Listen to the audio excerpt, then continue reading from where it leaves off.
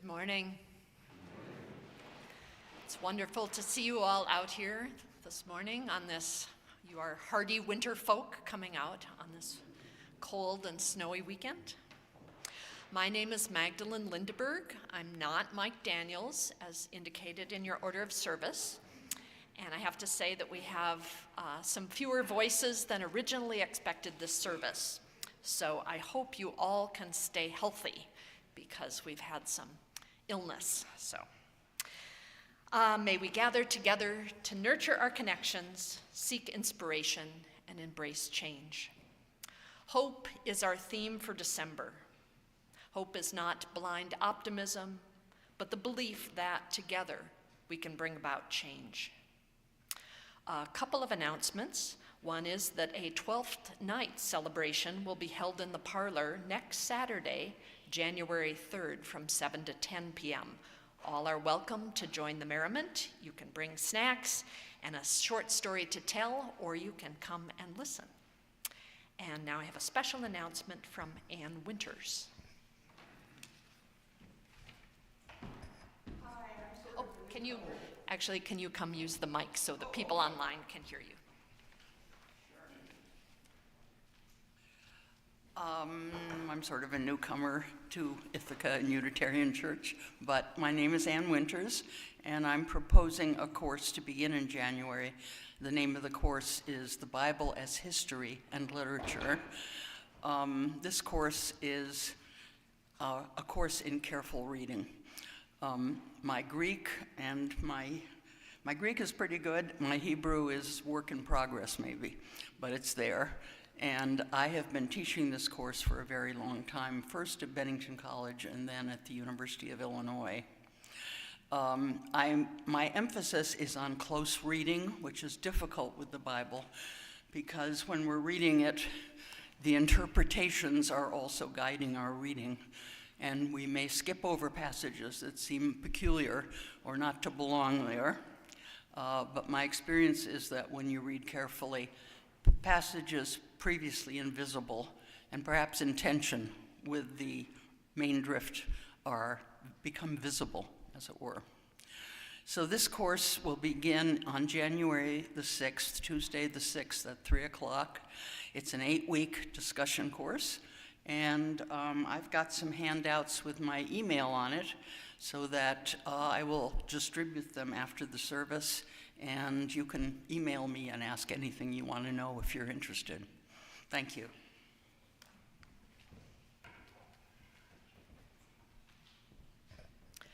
Thank you, Anne. If you are new or visiting for the first time, I invite you to stop by the welcome table in the parlor. That's right through these doors, where we also have coffee and conversation after the service. And in the spirit of intentionally gathering in community, if you can all take a moment to turn off your cell phones. And now, before we light our chalice, let's all take a moment to greet those around us.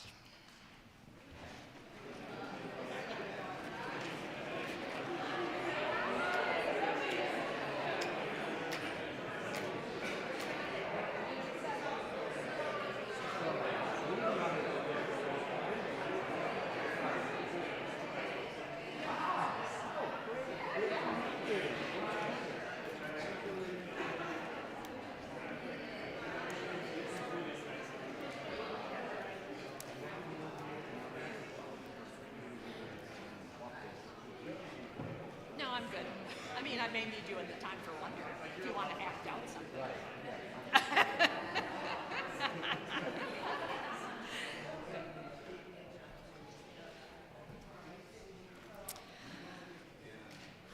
Today's chalice will be lit by Pat Gaines.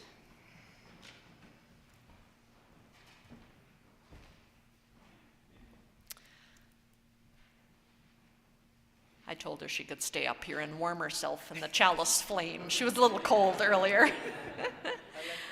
Yep. Please join me in saying the chalice lighting words. We light this chalice for the warmth of love, the light of truth, and the energy of action.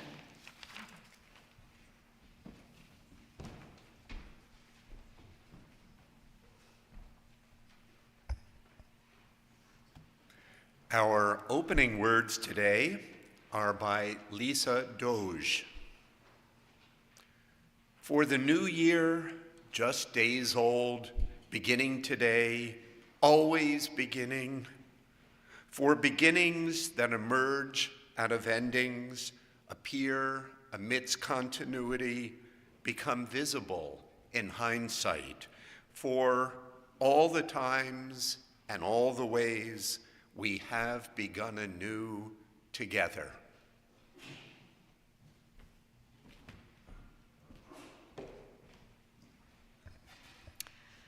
Please rise in body or spirit to join in our first hymn, number 1 from the old hymnal, Let Nothing Evil Cross This Door.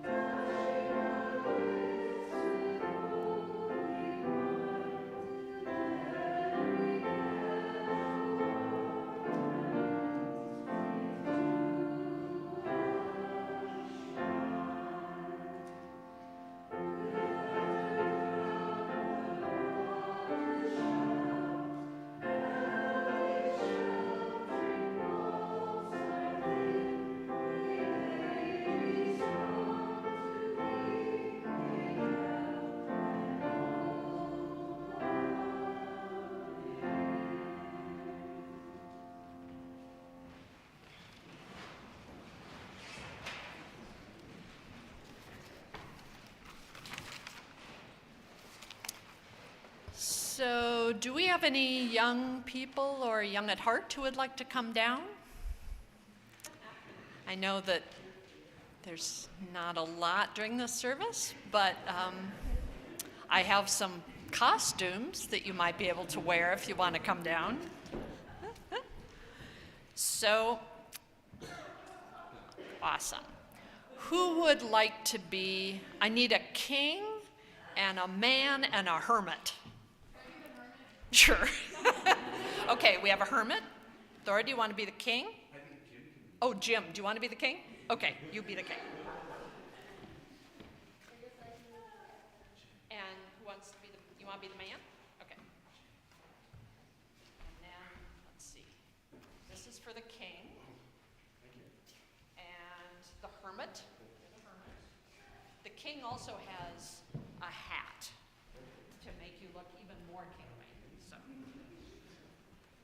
And Thora, this is the, and you can put your hood up for the hermit. So, our story today is the 3 questions. Jim, you look really good. You read that very well. This is the 3 questions. Oh, and well, I'll pass on the shovel when it's needed. By Leo Tolstoy. There once was a king who never wanted to fail. I'm never going to fail, so I need the following. I need to know the right time to act, the right people to listen to, and above all, what is the most important thing to do. So he proclaimed he would give a reward to anyone who would teach him the right time, the right people, and the most important thing. Wise men came from all around with answers. When is the right time? Some said, consult the stars, or just pay attention, or my favorite, just ask the council of wise men, and they will take care of it. So who are the right people to listen to? Some said the king should listen to his counselors, other the priests, the doctors, the warriors. And the third question, what's the most important thing to do? Some said the most important thing in the world is to do religious worship, fight battles, or do science. So the king was not satisfied. So he went to the woods to find a hermit. So you can go over to the woods. And this is for the hermit, actually. So it's supposed to be a garden shovel, but a snow shovel felt more seasonally appropriate. So when the king approached, the hermit was digging in the ground in front of his hut. Good job, hermit. And the hermit was frail and weak. Looked kind of frail. Yeah, and each time he put the shovel in the ground, he sighed heavily.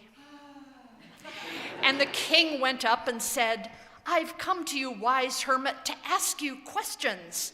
When is the right time to act? Who should I listen to, and what should I do?" The hermit just kept digging. "You're tired," said the king. "Let me take the shovel and work for you." Okay, give the king the shovel. King now shovels. "Thanks," said the hermit. The king kept on digging. 1 hour passed and another, and the sun began to sink. And the king at last stuck the shovel in the ground and said, "So I still have these questions." "Wait," said the hermit. "Someone's coming running." You running. "Let's see who it is." The king turned and saw the man running out of the woods. The man held his hands to his stomach. And when he reached the ground, or when he reached the king, he fainted. You can, yes. Good job. The king and the hermit ran to see what was wrong. The man had a very bad wound in his stomach. And the king and the hermit tried to fix him up. At last they stopped the bleeding. The man asked for something to drink. No. And the king brought water. And they brought the man to the hut. You can leave the man where he is. And laid him on the bed. And the king was so tired, he also fell asleep. And when he woke up in the morning, the strange man was lying in the bed looking at him. "Forgive me," said the man. I don't know you. Oh, sorry. "Forgive me," said the man. "Forgive you," said the king. "I don't know you. I don't have anything to forgive you for." "But you do know me. I am that enemy of yours who swore to revenge himself on you. You waged war on my people and took my property. I knew you had gone to see the hermit, and I decided to kill you on your way back. But I was ambushed. I escaped and would have bled to death, but you cared for me. I wanted to kill you, but you saved my life. Forgive me." The king was glad to make peace, maybe shake hands. He forgave him and promised to restore his property. The man left. You can leave. And the king went to find the hermit and said, "For the last time, can you answer my questions?" "But you have already been answered," said the hermit. "What do you mean?" said the king. "Don't you see?" said the hermit. "Yesterday when you arrived, I was weak and tired, and the most important time was when you helped me dig. And I was the most important man, and doing me good was your most important business. And then when the man came, the most important time was for you to attend to him. For if you had not bound up his wounds, he would have died before you could make peace. At that moment, he was the most important man, and what you did for him was your most important business. There is only one time that is important. Right now is the most important time because it's the only time we have any power. The most necessary person is the one you are with, for no one knows whether they will ever have dealings with anyone else. And the most important thing to do is what you can for that person, because for that purpose alone were we sent into this life. So maybe let's thank our actors.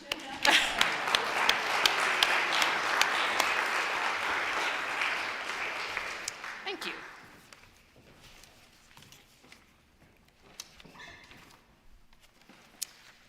And we'll now move on to joys and sorrows.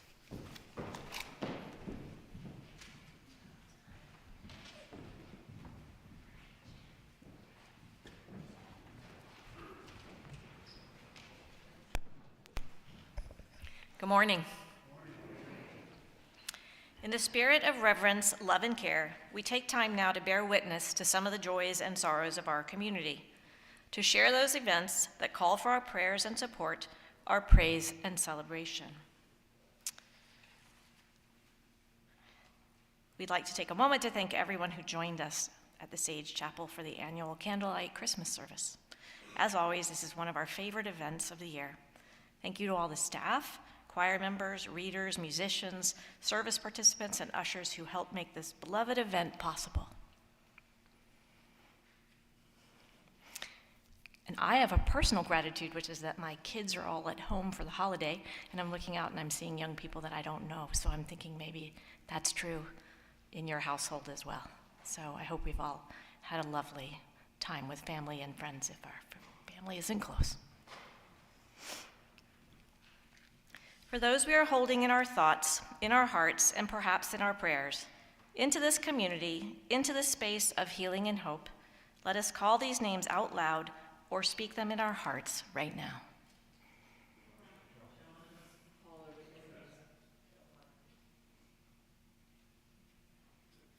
We extend loving kindness to all in our world, and let us not forget to extend loving kindness to ourselves.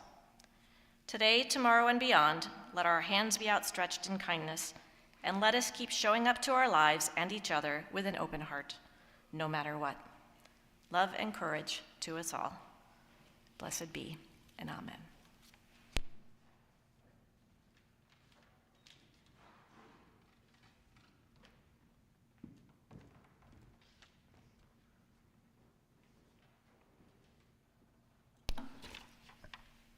Our meditation is Stories in the Making by Emily Richards. Some stories begin once upon a time or long, long ago, but other stories begin here and now. Those stories don't always have a clear direction. Sometimes they don't even have a clear beginning. What they do have is possibility. Those are stories still in the making, stories that have yet to be fully written, stories with the potential to create change for good or ill. We don't know how the story ends until we get there, but we can decide what words we use to write those stories. Words like hope, kindness, gratitude, peace, courage, perseverance, joy, and love. Above all else, love.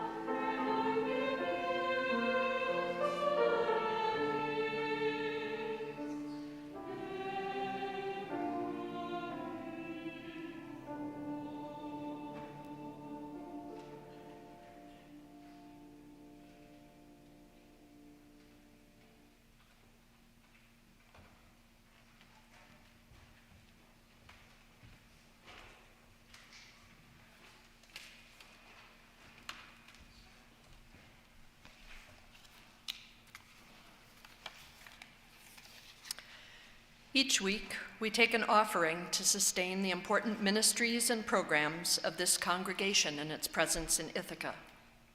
Giving to the plate is important. It's a symbol of our gratitude for this service and our ongoing commitment to support the work of this church.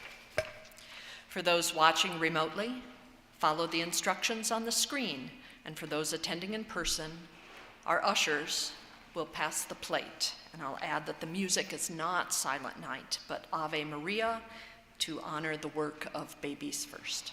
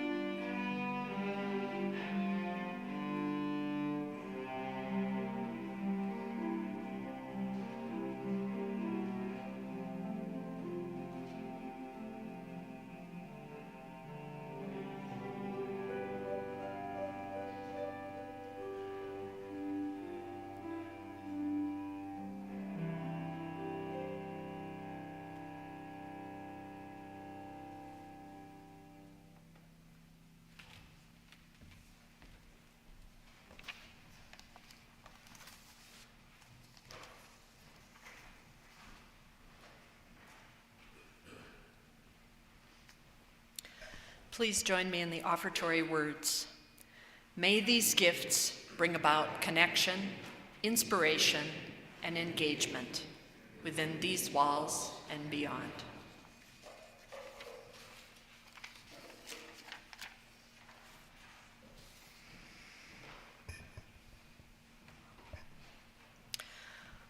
Let this year be a clean slate for new beginnings. I pray for stamina to finish things left uncompleted, to call on people I neglected last year. I pray for courage to rally in the cause of peace and justice, to speak out in support when others remain silent. I pray for empathy to better understand the pain and suffering of others, to continue engaging heart to heart. I pray for patience when seeking resolutions to problems, when seeking a new beginning after an ending. I pray for creativity in seeking new meaning in service, engaging others in service to the beloved community. I pray for peace between friends and families, between communities and countries. All these things I pray for in this time of beginning, in this new year.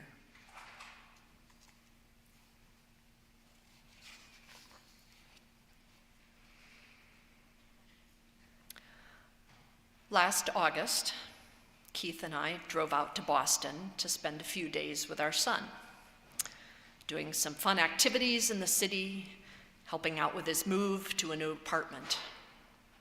On the day of our return drive to Ithaca, we got up early, had a nice breakfast at a cafe in Union Square, and headed out just before the traffic and slow-moving student U-Hauls started to take over the labyrinthine streets of Somerville and Cambridge.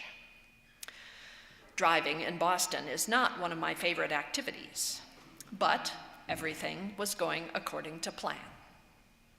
And then, 1 hour down the Massachusetts Turnpike, I discovered I had left my work laptop and backpack in his apartment.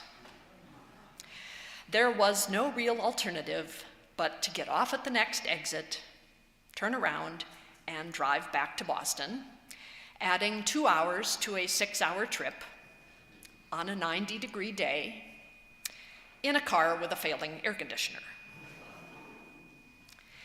In the grand scheme of things, an extra 2 hours in the car is not a big deal. But my emotional response in the moment felt titanic. This wasn't supposed to happen.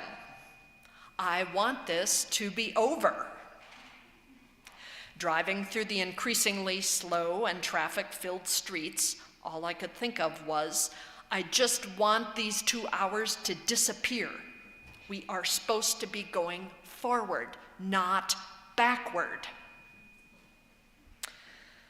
I'm a planner and a list maker, and this, in addition to my overall privilege and good fortune, mean that much of the time I live with the illusion that I am in control of things. I live a predictable life, generally characterized by momentum and progress. This is not a world where progress gets undone, momentum lost, my sense of order and predictability yanked out from under me. The abrupt sense of lost progress and control may have felt particularly acute in the moment when we had to turn around and retrace those miles.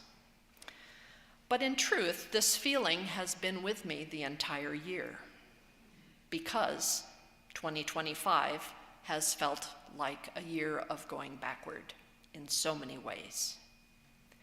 This wasn't supposed to happen. I want this to be over.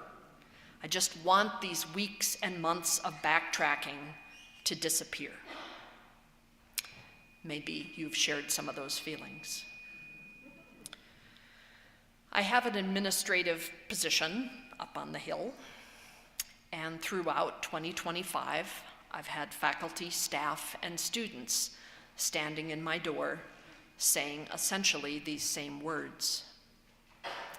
when USAID was dismantled and years of time and energy and relationship building by some incredibly dedicated faculty and staff was halted overnight, when visas have been revoked without explanation, when we face the possibility that ICE might appear in our buildings, when contracted funding from the federal government was abruptly and illegally withdrawn because of a focus on climate change or international food security, all research areas that are the core of our school's mission.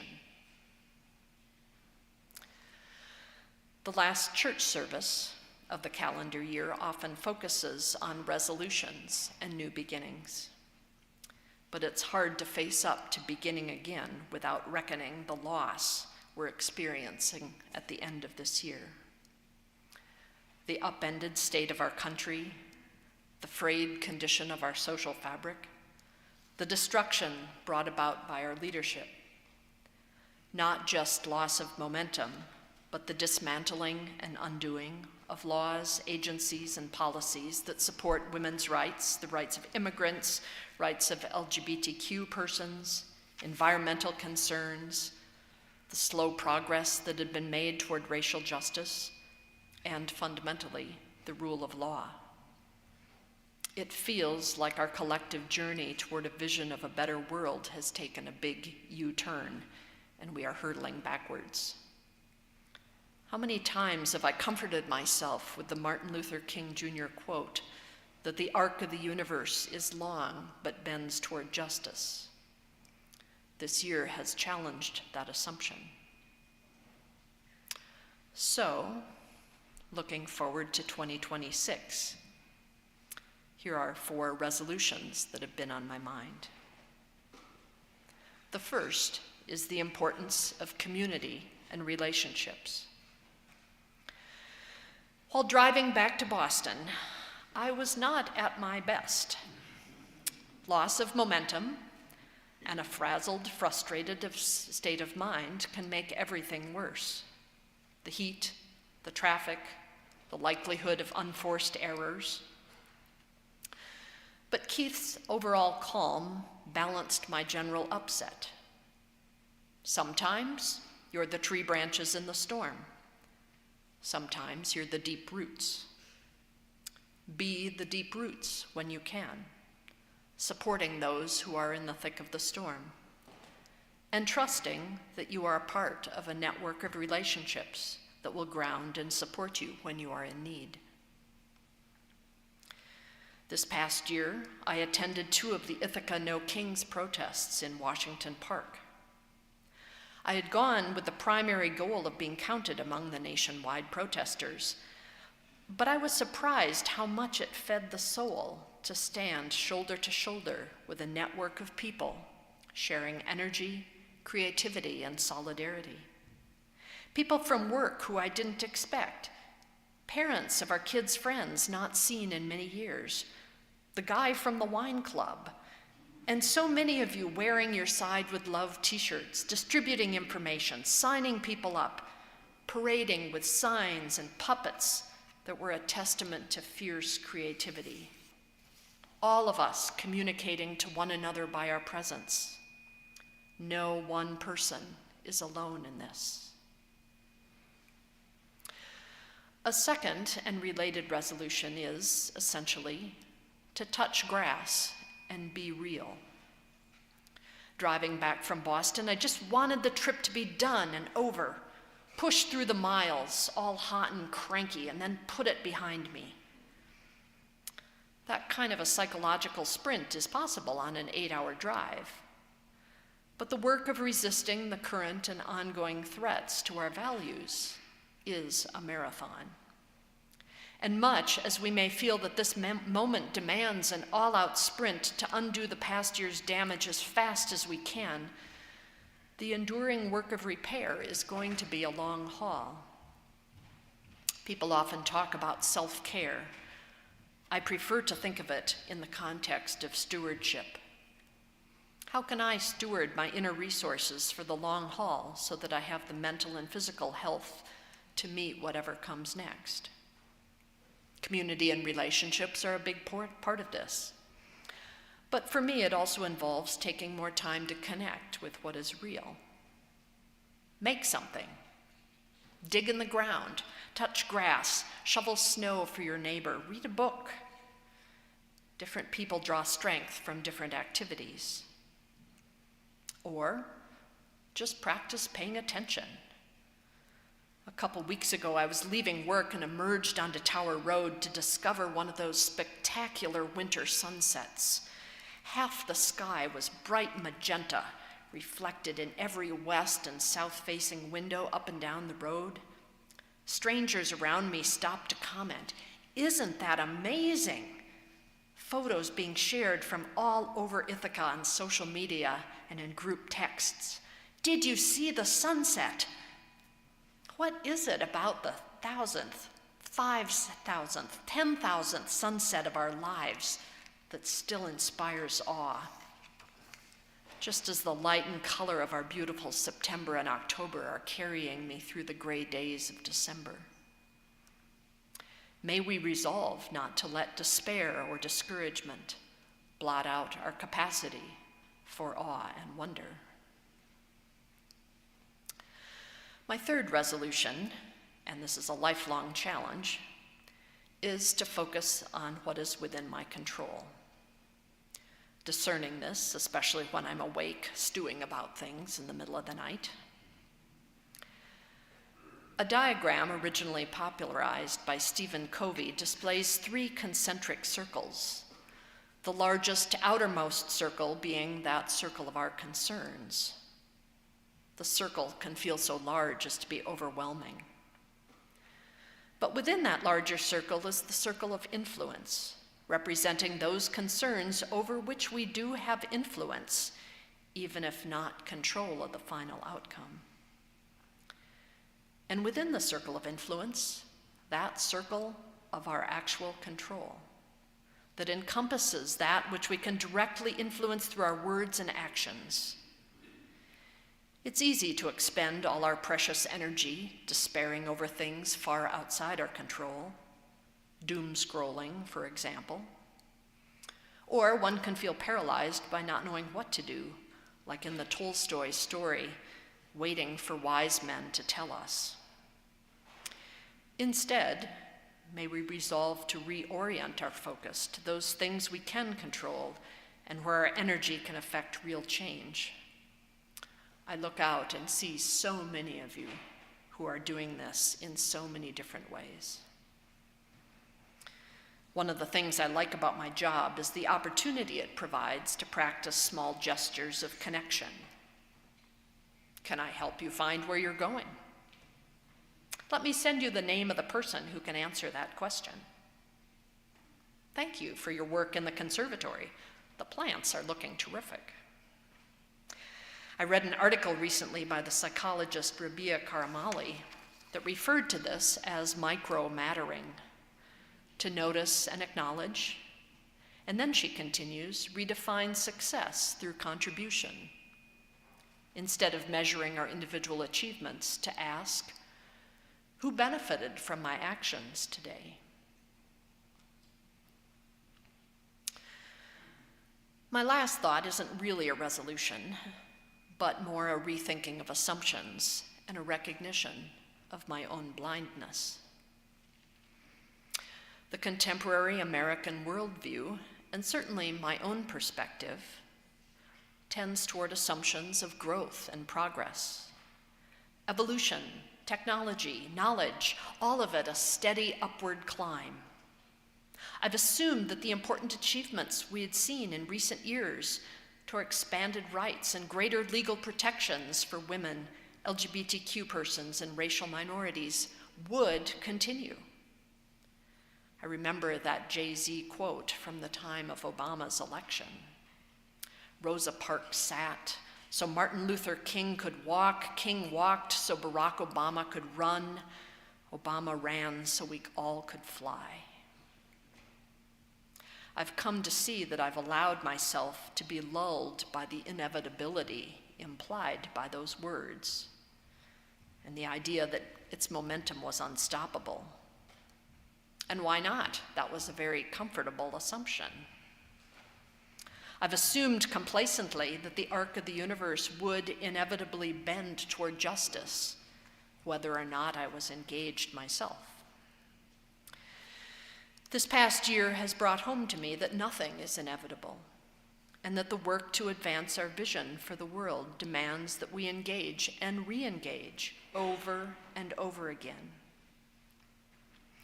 Keith and I watched Ken Burns' series on the American Revolution earlier this month, which I highly recommend, and I've been listening to history podcasts throughout the year. And one of the most valuable lessons from these has been the reminder that bringing about political, social, or cultural change is almost always long and hard, and those who came before us stuck with it anyway.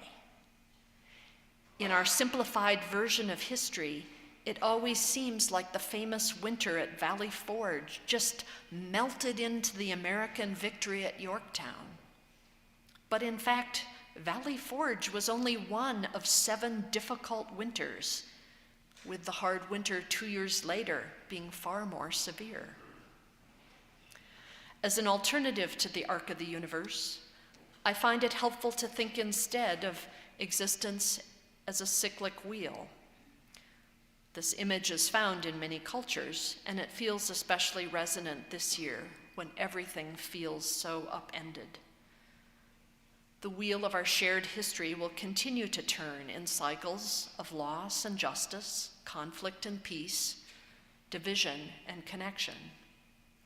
And we will need to retrace some steps, no matter how hard we work. That is inevitable. But through the constant efforts and vigilance of many people working side by side, I believe its direction can be shifted over time, not just by inspired leadership, but by the collective efforts of individuals working to strengthen community, support one another, and remind one another of our reason for being through shared connection and awe. Our shared story is not cast in stone, so long as we are actively working to write a new one. May you find your path to engage in the coming year.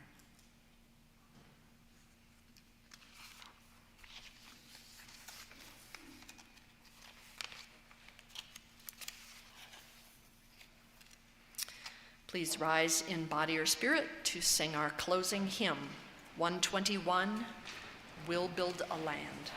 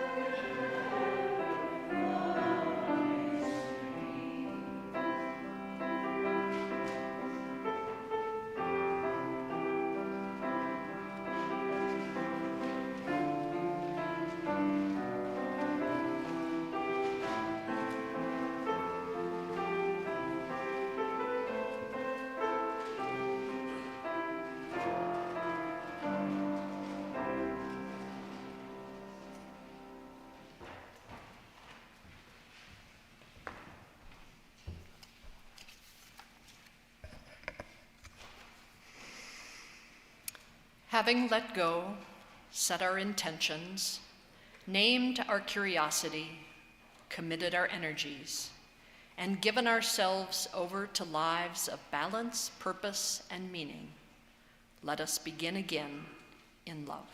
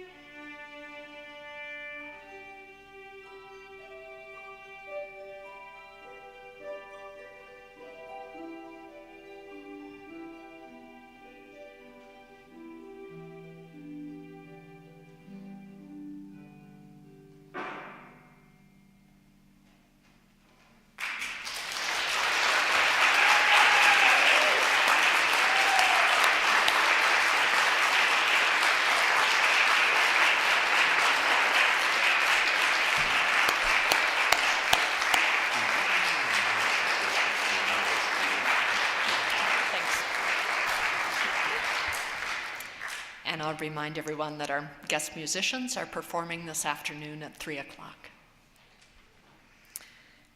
We extinguish this flame, but not the light of truth, the warmth of community, or the fire of commitment.